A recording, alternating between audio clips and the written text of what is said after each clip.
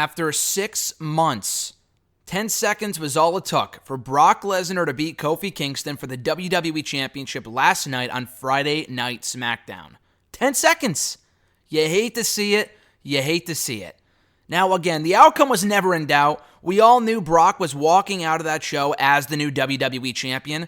We all kind of figured, okay, we put our over-unders on, is Kofi going to last 5 minutes, 10 minutes, God forbid, 2 minutes, as he did at Beast in the East a few years ago.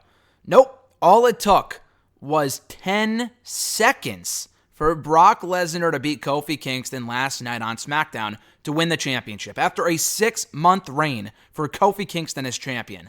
Again, you hate to see it. But overall, though, a very newsworthy night at Friday Night SmackDown last night, the big premiere on Fox. Overall, a very enjoyable episode.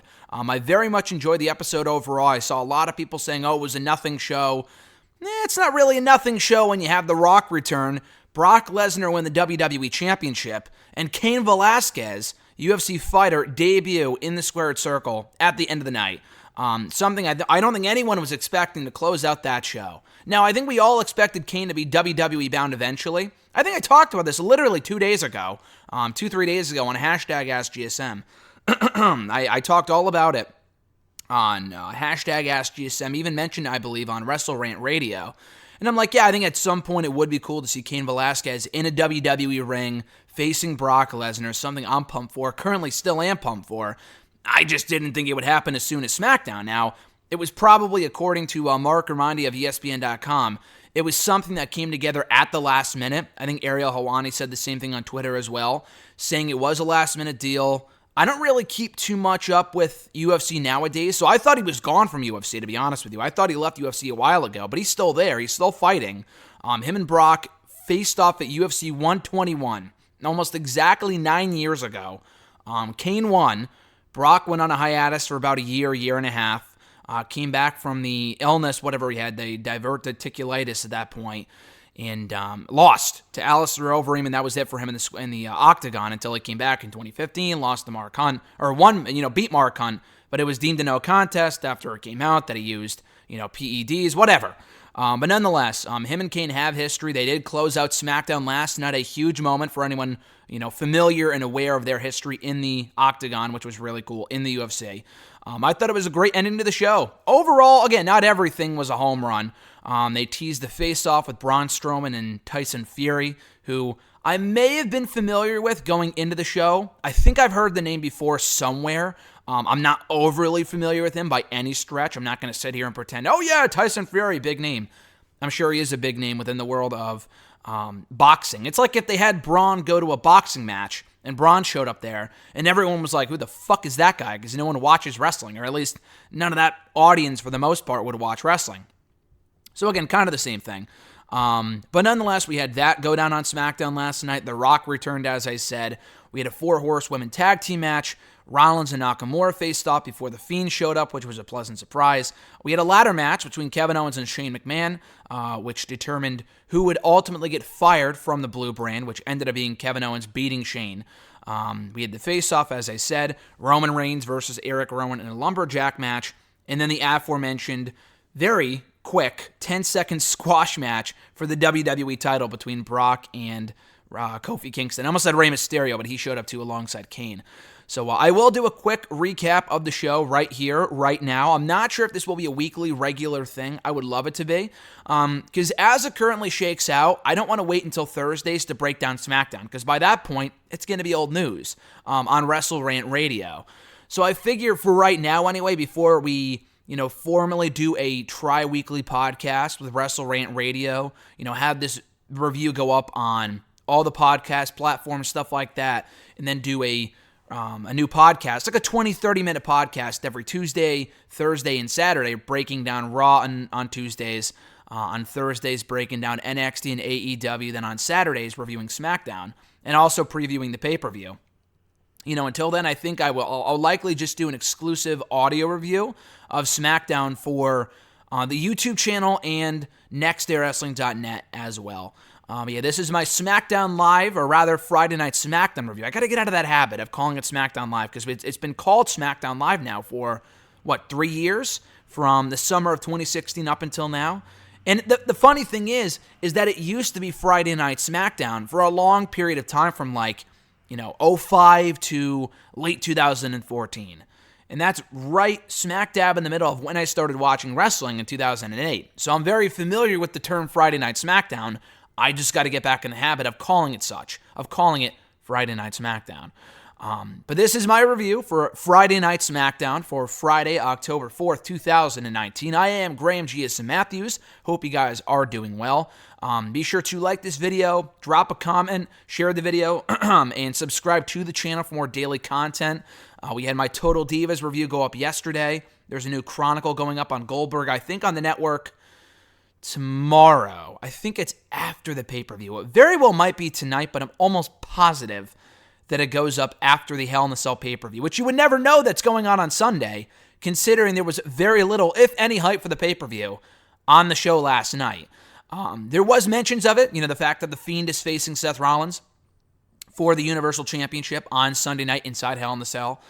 They mentioned, Becky Lynch versus Sasha for the Raw Women's Championship. Roman and Eric Rowan faced off, and they're having their tag team match on Sunday. They also built up Bayley and Charlotte Flair. Ooh, a fourth match announced for the show. Ooh, what a big deal. For the SmackDown Women's title, that's also going down on Sunday. But there was no card rundown, no real mention, hype, advertisement for the pay-per-view on Sunday because they couldn't care less about that show. It could not be any more apparent that WWE does not give two shits about Hell in a Cell. Who I think is winning that match, by the way? Bayley. I think Bayley is walking out still the champion. I mean, I could see Charlotte Flair winning because I thought she might win in the last pay-per-view, but they just turned Bayley heel. Unless they move Bayley to Raw or they want to keep Charlotte on SmackDown, I would just keep the belt right where it is, to be honest with you. The match has gotten zero hype, so why would you do a title? Why would you do a championship change here? Especially since, in my opinion, they should have Sasha Banks walk out, the new Raw Women's Champion, and Bray Wyatt become the new Universal Champion. So I don't think there's any real point in doing a third title change too, unless you really want to make it a newsworthy night to show people, hey, this pay-per-view isn't pointless. But anyway, so that's going down on Sunday. There was something else I was mentioning too. Oh yeah, the Goldberg Chronicle thing. So if that goes up tomorrow night after the pay-per-view, I'll probably be back here on Monday on Network and Chill reviewing that. So stay tuned for that. There was the bump that debuted on the WWE Network this past week. I only watched clips from it. It looks like a cool show, but it was an hour long. I'm not going to sit here and break it down, review it. It's like the fucking, WWE.com social media editors, stuff like that. They're just sitting around shooting the shit with the superstars, which is pretty cool, but there's nothing really to review there. But anyway, though, before we go any further with the SmackDown review, this is worth noting. 205 Live, as always, was scheduled to take place after SmackDown, so here's another thing you would never know was supposed to happen until, it did. A lot like Hell in a Cell, but not exactly such, because at least they're not canceling the Hell in a Cell pay-per-view. I guess they could, minutes before midnight if they would like, just because there's only 4 matches currently scheduled for the show. Just merge it with Raw the next night. Honestly, at this point, I wouldn't be opposed to it. It would free up my Sunday night. I'm not complaining. But 205 Live was scheduled to take place after SmackDown's Fox premiere last night, be taped after SmackDown, air on the network. You would never know that 205 Live was supposed to move to Fridays because there was no hype for it. They never even mentioned it on the fucking show itself a week ago. I ranted about this on Wrestle Rant Radio. I ranted about it in my 205 Live review. How the fuck was anyone supposed to tune into the show the following week if there was zero hype for the show moving to Fridays? They didn't announce officially that 205 Live was moving to Fridays after SmackDown until like Monday of this past week. And even then, no hype for it on Raw, on Twitter, nowhere. I think I saw a match advertised earlier on in the day on Friday, I think between Tony Nese and, I don't even remember, Oni Lorcan maybe, a rematch, or maybe it was Tony Nese and someone else, I don't remember. But that was supposed to go down in addition to another match, and the show just got canceled. Literally at the last second. They said, hey, fuck it, no 205 Live, we're too focused on SmackDown.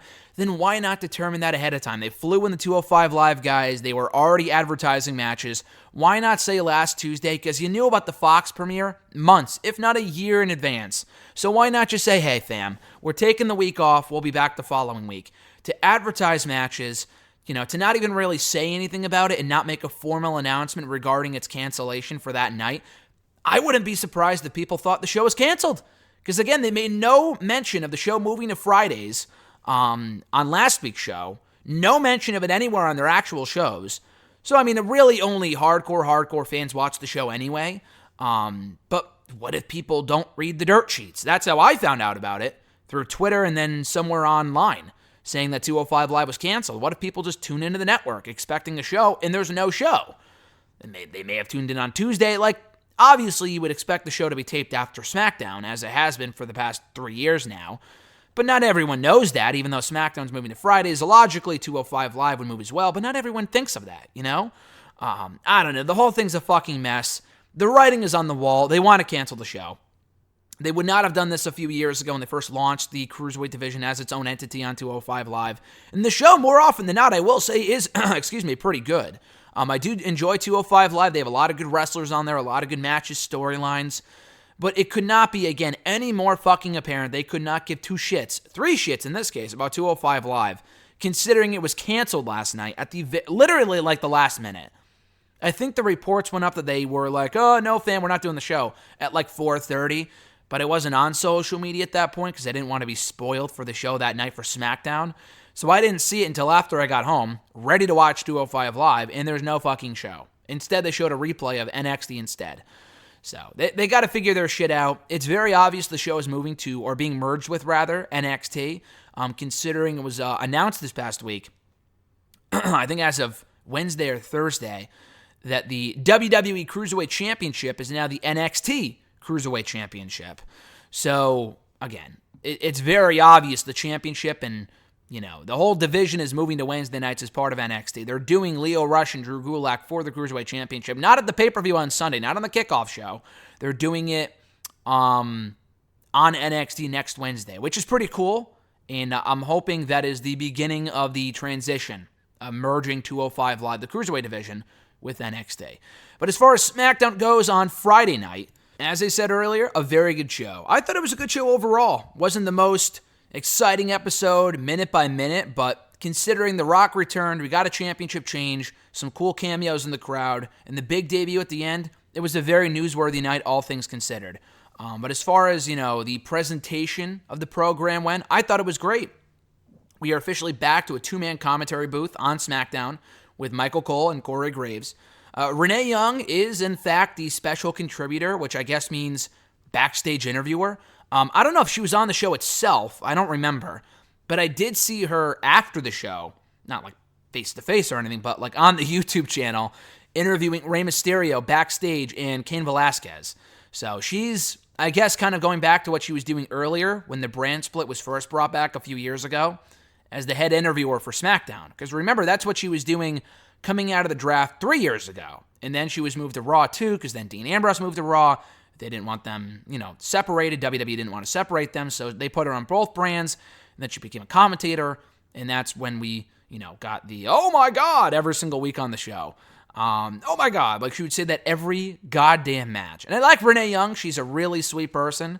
She wasn't terrible, but it wasn't the right role for her. So I'm glad we're back down to a 2-man commentary booth on Friday nights with Cole and Graves. And they were not nearly as overbearing as they usually are. So I appreciated that.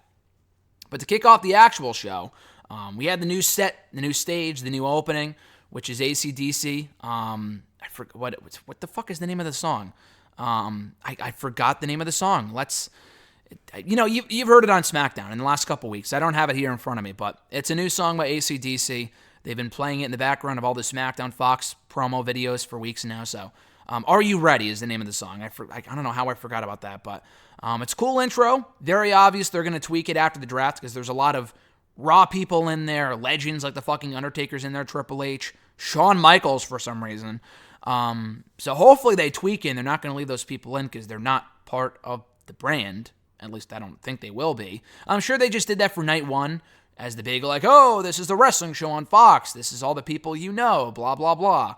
I don't think they'll stay there come, 2 weeks from now after the draft transpires and we have an official set draft or an official set roster for the Blue brand. But that was cool. The stage looks amazing. The stage looks gorgeous. And I wrote this on Twitter last night, that it might be my favorite set in the last 10 years, right up there with WrestleMania 33, which I was in attendance for. The one in Orlando with the roller coaster around the globe. That was awesome. This is up there as well as one of my favorite sets in the last 10 years. It looks beautiful. I love the little, looks like a fucking, time travel tunnel or something like that. It's pretty cool. So I love the set. We got Pyro back on Friday nights as well as we did on Raw on Monday. And, it looked like it was a jam-packed house in, where was it? The Staples Center in Los Angeles. Very hot crowd from start to finish.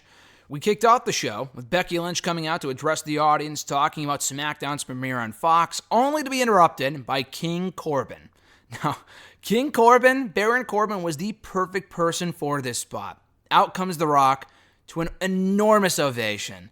And I said this on Twitter and my written review on nextwrestling.net. No one gets the type of star reactions that The Rock does, with the exception possibly of Stone Cold Steve Austin. They don't make stars like that anymore, people. The Rock comes out, he feels like he's on an entirely different level. Nobody gets reactions like The Rock does, or Stone Cold.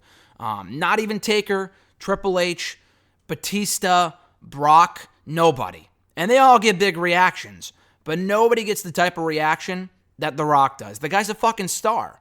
Now, granted, it's been 3 years since we last saw him, so I'm sure that would be watered down if he came back every week as he was, like back in 2013. But still, it was great to see The Rock. They had to get The Rock for the show. I'm really curious to find out what they had planned for this opening segment of the show, if The Rock wasn't scheduled, because they only announced The Rock as of Monday.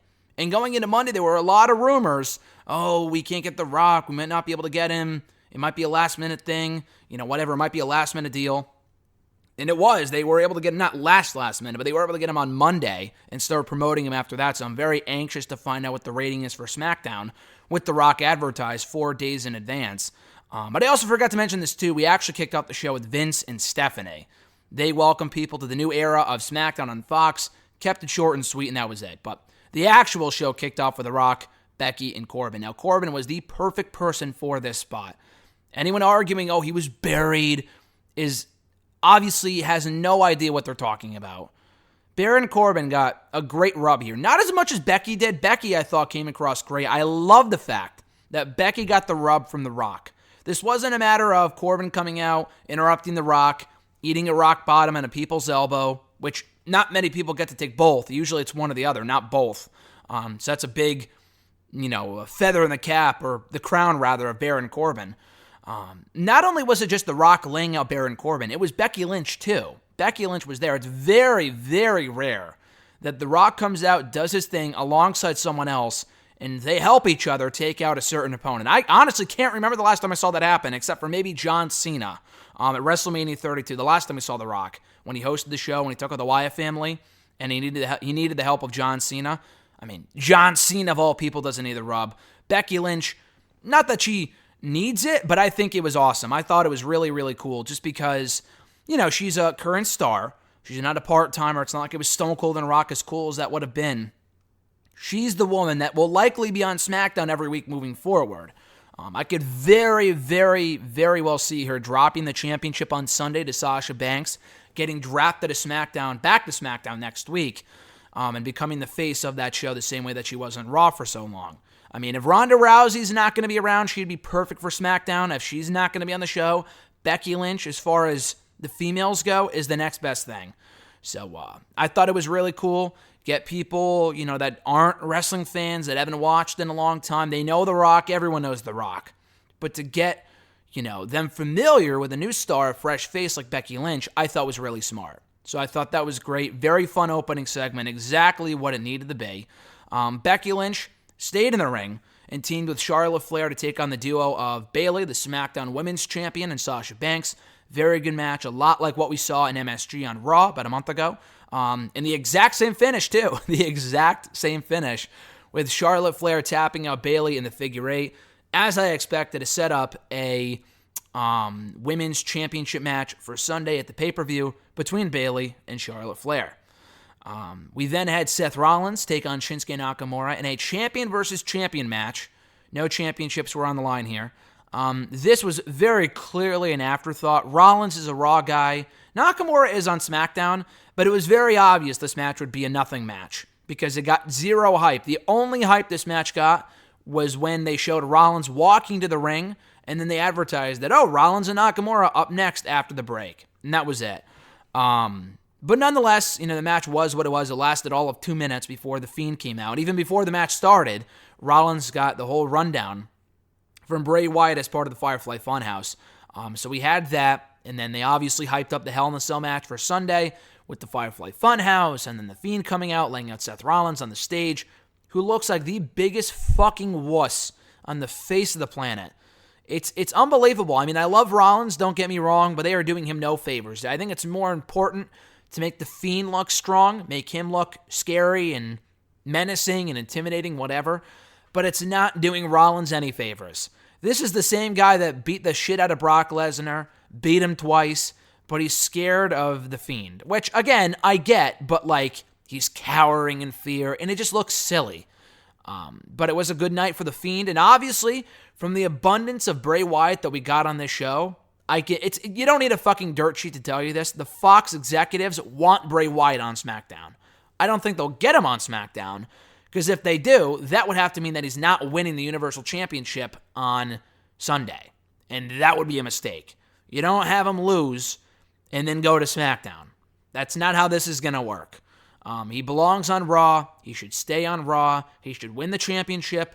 If anything, if you want to move Rollins to SmackDown, I would get that because he's been on Raw since day one 3 years ago. I would keep him on Raw as well. I would keep it as is, but that's just me. But this was good hype for the pay-per-view, and again, it's very, very obvious that Fox wants Wyatt. Everyone wants Wyatt, but I'm sure Paul Heyman will fight to his death to keep Bray Wyatt on Raw. And The Fiend, for that matter, as well. It's not like you can draft The Fiend to SmackDown and keep Bray Wyatt on Raw. It doesn't exactly work that way. We then had a ladder match between Kevin Owens and Shane McMahon, where if Kevin Owens won, he would reclaim his spot on the roster and be able to fire Shane McMahon. If Shane won, Kevin Owens would remain fired. So, it was said several times that, in the briefcase is Kevin Owens' walking paper, his walking papers. He's been fired now in storyline for a month. What walking papers? The guy is already technically fired. It doesn't make any sense. The whole storyline jumped the shark months ago. The Shane McMahon character on TV jumped the shark at WrestleMania after he beat The Miz, who never got, never gave Shane his comeuppance, by the way. He never got his retribution, did Miz. I was hoping, this is going to sound dumb because I hate interference in matches, but it honestly would have made sense, and I love the way they booked this match. It was all action. They pulled off some really cool spots. The crowd was into it. Didn't last too long. It was perfect for what it was. I really liked this match. Probably, if not one of the best Shane matches since he's been back in WWE for the last 3.5 years. But what would have been even better from a storyline standpoint was if they had all the cronies of Shane over the last number of months, like a Baron Corbin and an Elias, and Drew McIntyre. That would have been a weird return for him because he hasn't been seen in months. But they all come out to help out Shane, take out Kevin. I don't think Elias is cleared yet, so maybe that's why they wouldn't have done that. And McIntyre's been gone now for a few months, so I could see why they would not have done that. But it would have been cool to see The Miz come out, Roman Reigns, everyone who has been wronged by Shane over the last year, and give him his comeuppance before Kevin Owens finally won. But it was a fun match for what it was. Kevin Owens, all that matters is that he won here. He won the match. Shane, as of now, is fired. How long that'll last, I don't know. That's the real question. Kevin Owens' firing lasted all of 1 week, if that. So, the storylines, or the firing and storylines in WWE are a fucking joke because they never go anywhere. They're never actually legitimate. They never lead anywhere, and they're always back on TV within a week. I'm sure the same thing will happen with Shane, so I don't want to get my hopes up. But I would love if this spelled the end of Shane McMahon on my TV for the foreseeable future. I don't know how they're going to work the draft with authority figures and shit like that. I don't know how that's going to work, but they don't need Shane for that spot. I love Shane, but he's been on TV nonstop, especially over the last year. They do not need him on TV any longer. This Shane storyline ran its course months ago, like at least 5 or 6 months ago. So I would take him off TV altogether for the foreseeable future, sell the firing, and boost, give Kevin Owens a skyrocket. Just boost him right to the moon. Strap the rocket on him and just fucking shoot him off to the main event scene on SmackDown. That's what I want to say. After that, we then had a throwaway 8-man tag team match, 8-man tag team match between Braun Strowman, The Miz, and Heavy Machinery. What a fucking weird tandem that is.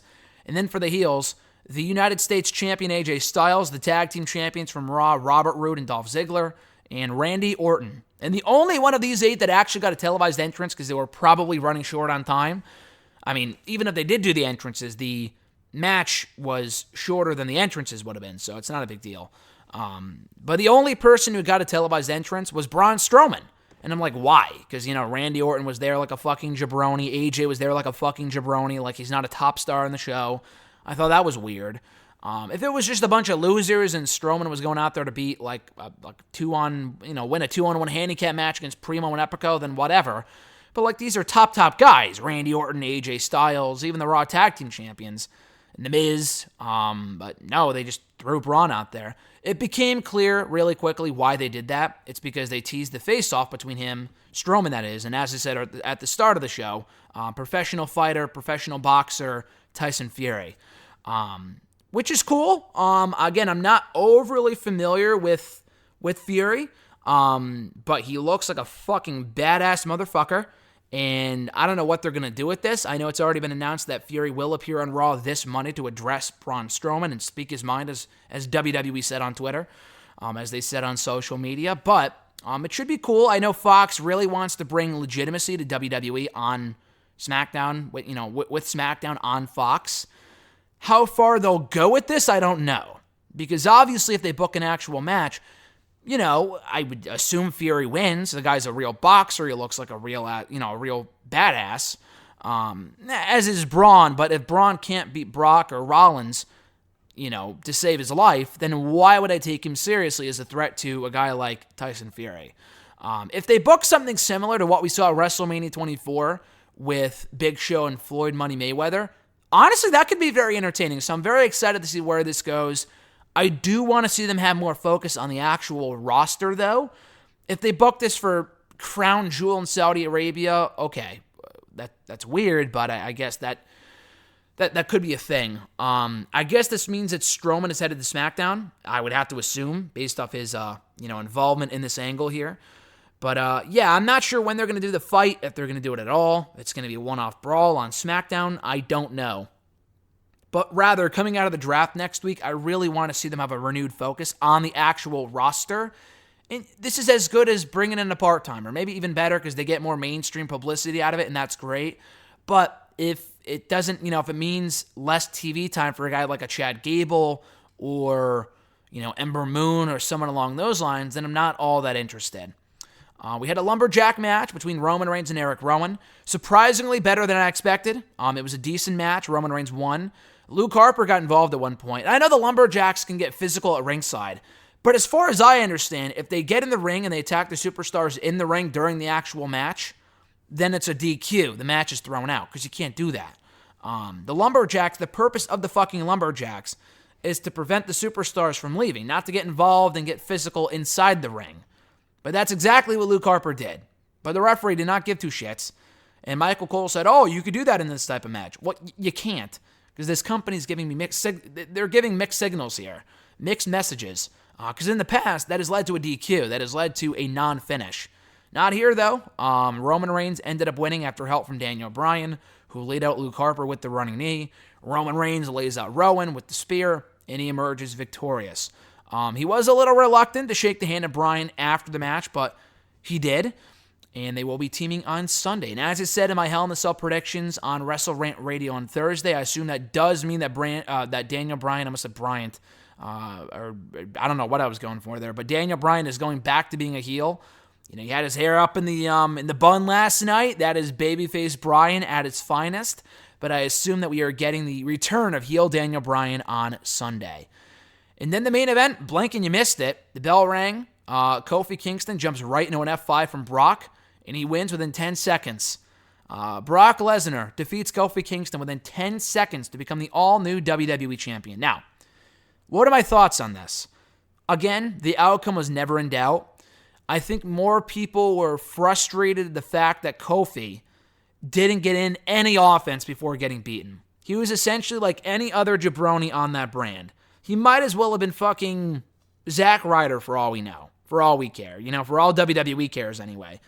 he might as well have been Mojo Rawley because he was beaten within seconds. Anyone watching SmackDown for the first time would never know that Kofi had this great run as WWE Champion. And I would say, I will absolutely go on the record and saying Kofi has been one of the best booked champions they have had in years. I don't know if he's been the best WWE champion they've had in recent years. He's been the best booked because the guy went undefeated in singles matches since before WrestleMania. That's really impressive. He's been booked really, really well. He's beaten all the top stars. He beat Kevin Owens, Dolph Ziggler, Daniel Bryan, Samoa Joe, AJ Styles, Sami Zayn, Randy Orton even recently. You name him, he's beaten them. Clean, more often than not, too. He has been booked very, very well as WWE Champion. So to throw that all away by having him get beat in 10 seconds, yeah, it sucks. Kofi, is he a main event player? That is really up for debate. If they kept him in the main event scene coming out of this, I wouldn't complain. The guy is really good. The issue is, again, I say he's been the best booked champion in recent years, but not necessarily the best champion in general, just because I haven't seen one truly great Kofi Kingston match since he won the title, and that's just the truth. He's had some good matches. He's had some really good matches. I thought the match with Orton at Clash of Champions, albeit long, was pretty good. But aside from the Bryan match at WrestleMania, where he was in chase mode, mind you, he has not had many great matches, if any, great matches as WWE Champion. And for as much shit as AJ got as WWE Champion a year ago, when he was the WWE Champion, and you're like, oh, this is underwhelming, this is a boring title reign, and this is overrated, blah, blah, blah. Trust me, AJ had better matches as WWE Champion than Kofi Kingston did. The Nakamura matches, as underwhelming as some of those matches were better than any of Kofi Kingston's title defenses. That, I don't know if it's a fact, but that's just my opinion. And I love Kofi as champion. Again, I thought he cut great promos. He held his own. Kofi's just not as good in the ring as people make him out to be. I have yet to see one truly above-average Kofi Kingston match since WrestleMania. And it wasn't Bryan's fault. It's not like, oh, Bryan carried Kofi. No, Kofi was amazing in that match too. The issue is that Kofi's better in chase mode than he is as champion. So, AJ, when he was champion, had the matches with Nakamura. Even the Joe matches, I thought, were better than any match Kofi has had as WWE Champion. The matches he had with, maybe not Jinder, but yeah, Nakamura, Samoa Joe, towards the end there with Daniel Bryan, they had some really, really great matches. Even Rusev, they had a damn good match, that Extreme Rules pay-per-view last year. Kofi, I just can't say the same thing about him. And it was time to end the reign. It was. Had it gone on for another month or two, I'm not, I would not have complained. I'm not one of those people that was saying, oh, take the belt off Kofi, he's stale. I don't think he is at all. I said months ago, people got to stop complaining about that shit, because these are the same people that will turn around and complain about Brock being champion for a year, as I would, or, Cena being champion, or Orton being champion for the upteenth time. We need fresh faces in the main event scene. We can't always have the same 3 or 4 guys, like a Roman Reigns and a Seth Rollins, aside from the obvious ones, like an Orton or a Brock Lesnar, holding the championship constantly. They need new stars at the top of the card. Kofi was that guy for 6 months. Not a month, not even 6 weeks, not even a month or two, or, 3 or 4 months. 6 months. Half a year. That's really impressive.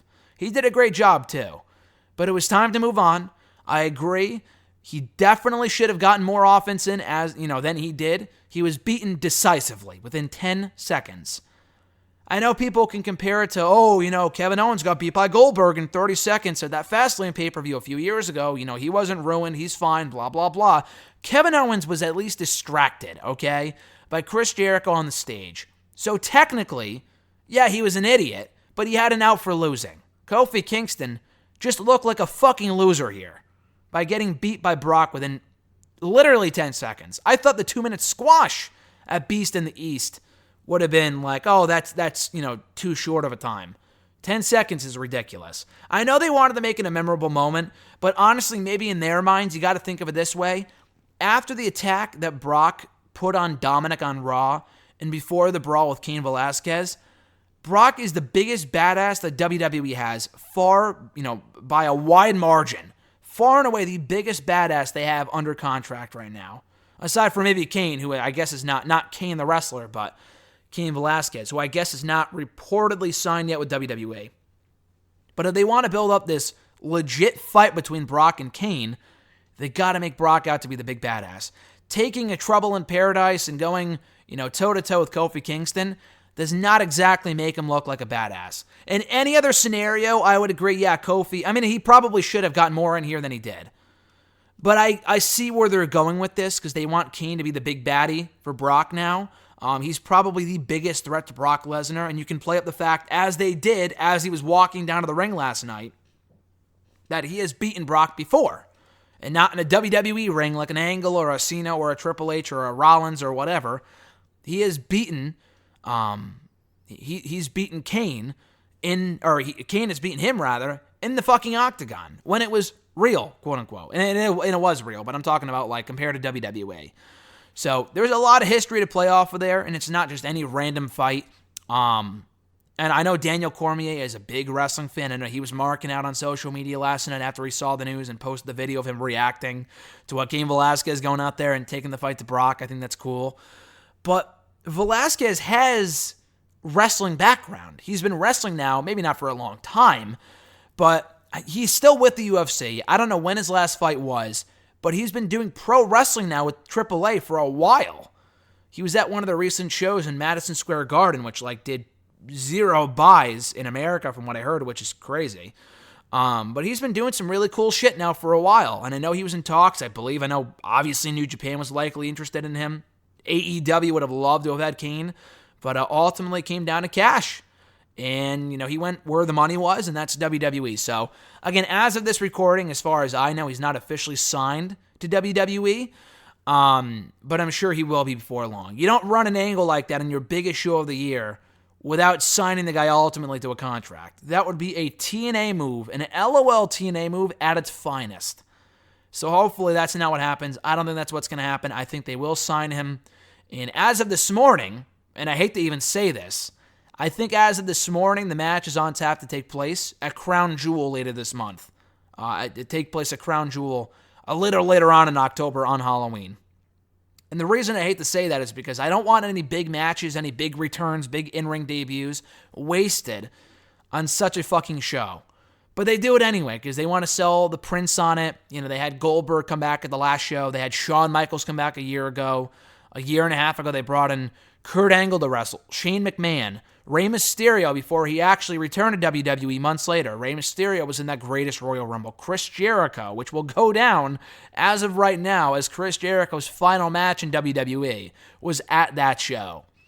That's fucking sad because that show sucked, as every Saudi Arabia show has so far. I just think it's a curse. I would rather see them save that match for Survivor Series, for Mania. I don't know if they can hold off that long. I don't know how active Cain's going to be. I don't know how active Brock is going to be. I have no idea what's going on.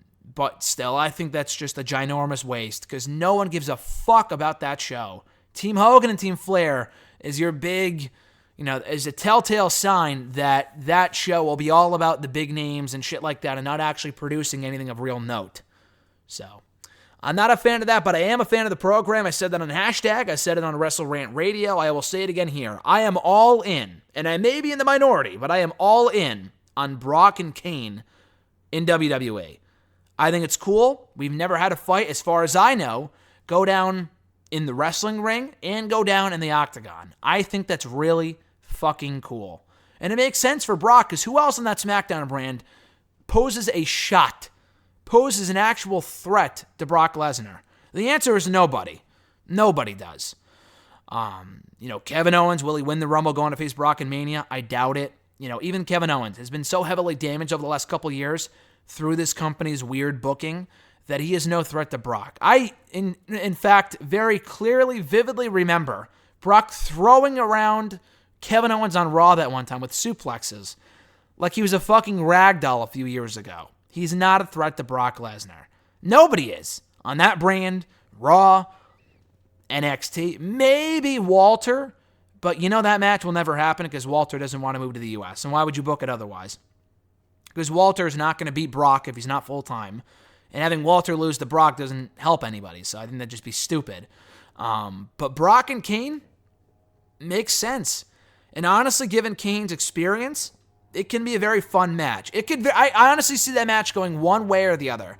I don't think it's going to be a decent match. It's either going to be a shit show, because Cain, he came out wearing a knee brace last night, so I guess he's hurt right now. I don't know if it's because he wrestled at that AAA show last week or if he's been hurt for a while. I don't know. But, I could see this match being terrible. Or, I think if it's Cain Velasquez, they're not going to have him go in there and take fucking suplexes from Brock Lesnar. This has got to feel like a fight. It's got to feel real. It's got to feel like it's an even playing field. They're not going to have Cain go in there and just get the shit kicked out of him by Brock. Absolutely not. What a waste of money that would be. He can't be like every other opponent of Brock Lesnar's. He can't be Kofi Kingston. He's got to be, not beating Brock in a minute and a half like Goldberg did a few years ago. But it's got to be a real fight. Give this time, make it a real wrestling match with some MMA elements obviously mixed in there. Make it feel real. So hopefully that takes place at some other point, not at Crown Jewel, although I fear that it will, considering that is the next pay-per-view after Hell in a Cell on Sunday. And I don't know if they would wait until Survivor Series, which is normally their big Raw versus SmackDown night anyway. Fuck that. I'm not a fan of that. I guess at this point, if Bray Wyatt does win tomorrow night at Hell in a Cell, that does mean, unless there's some sort of change between now and then and in November, we're getting Brock and Bray at Survivor Series if they stick on, if they, continue along here with the Raw versus SmackDown bullshit, which could be, again, a very interesting match, but also a match that I don't technically want to see because I don't want to see The Fiend get beat or buried or whatever. And I don't use that term lightly. With buried, it's like, oh, he's getting buried. But Bray going in there and losing his first match as The Fiend to Brock Lesnar would be a fucking waste. So I hope they don't do that, and I hope they can book Cain and Brock for some other time. Overall, I really enjoyed SmackDown. I thought it was a great show. Maybe not great, but a very enjoyable show. It remains to be seen how much of this momentum will carry over to the actual broadcast starting next week. We had the big NXT this week, which I know will always be awesome because NXT's been great nearly consistently now for years, so I have no worries about NXT. But Raw, they have the big season premiere, the big premiere of Fox, or the SmackDown premiere on Fox on Friday nights. Great, but starting next week, what will you offer us? We have the draft, and again, that's great. But again, coming out of the draft, what will the shows look like? How good will they be? You know what I mean? Like, I'm very interested to see what they're going to do with these two shows. What they're going to be, what they're going to look like, how they're going to feel, if it's going to go back to the same old status quo, or if it's going to feel like an actual brand split again. It's going to feel, the shows will be more compelling, entertaining. I would hope so. They've been better recently, and that's with the fucking wildcard rule. So I'm looking forward to seeing how it plays out, how it shakes out on, coming the draft, and I'm very interested to see how they, book things. I'm at a loss for words here, but I'm very interested to see what the landscape of the company will look like coming out of that draft. Will the shows be better? Will they take the brand split seriously this time? Who will be on what shows? There's a lot of questions we still need to find out before the draft next week, but I'm optimistic. I'm optimistic coming out of SmackDown last night, which I'm very excited to see the rating that it brings in. It's going to do a much bigger rating, I would assume, than it did previously on USA on Tuesdays. I still think Friday nights aren't the best night for SmackDown. I think Thursdays would be better, but it's not a big deal. As long as it's on Fox, it's going to be on an infinitely bigger network than Raw, which is USA. And I love USA, but Fox is a way bigger network. And honestly, I said a couple weeks ago, I don't think SmackDown will be the new A show. I think it'll always be Raw. But I don't know. If this show is any indication, I guess we'll find out soon enough, because SmackDown was a much better show than Raw this week. I liked Raw. If only for the opening segment with Brock, Ray, and Dominic. I almost said Walter, which is who Ray's son Dominic looks like. It was funny that people thought that Cain was Dominic. I honestly thought that for a second too, when they showed Ray coming out of the stage last night on SmackDown with some guy and it looked like Dominic, like all bulked up on steroids. It was so funny. But anyway, on Raw, Raw was a good show, but they had the opening segment, and that was about it. AJ and Cedric was a great match, but the rest of the show left a lot to be desired. So hopefully they can pick things back up starting next Monday night, and SmackDown can stay a big deal moving forward. But thank you guys for checking out my review of SmackDown's premiere on Fox this past Friday night. This review ended up being 45 minutes long. Holy shit. I don't think every episode is going to be 45 minutes in length. I'm hoping to go for like 20, 30 minutes. This was the obvious exception because SmackDown's, it's a big premiere on Fox, big deal. We have a pay-per-view tomorrow night, which I am looking forward to despite the fact it's 4 matches long. And it's not like, it's great we have less matches, that means it'll go shorter. No, I would love it. I honestly would love for it to be a 90-minute show. But we all know that it won't be. They got to go do the excessive hour-long kickoff. They got to have the excessive 4-hour time limit for the show. That's what it is. That's what they advertised it as. That's what it's going to be. So they're not cutting it short, at least not by that much.